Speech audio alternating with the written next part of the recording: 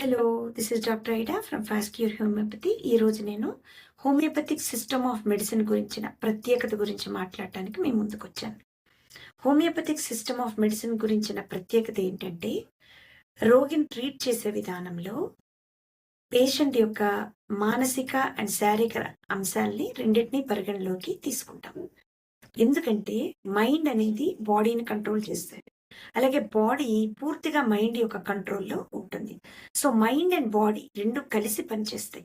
They go in a coordinated వే.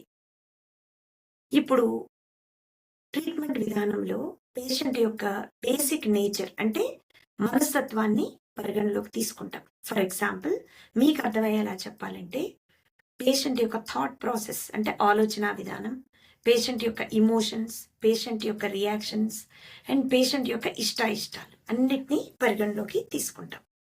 అలాగే శారీరక అంశానికొస్తే మన శరీరం అనేది చాలా ఎక్స్టర్నల్ ఫ్యాక్టర్స్‌తో ఇన్‌ఫ్లూయెన్స్ చేయబడి ఉంటుంది.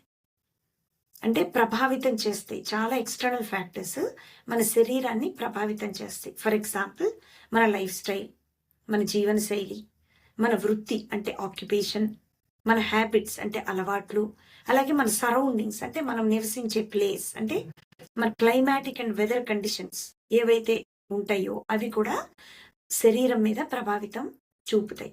సో, ట్రీట్మెంట్ చేసే విధానంలో శారీరక అండ్ మానసిక అంశాల్ని పరిగణలోకి తీసుకుని ట్రీట్మెంట్ చేస్తామన్నమాట. ఇదే హోమియోపతిక్ సిస్టమ్ యొక్క ప్రత్యేకత. అండ్ దీన్నే హోలిస్టిక్ కాన్సెప్ట్ అని కూడా అంటారు. So, this is the merit of homeopathy.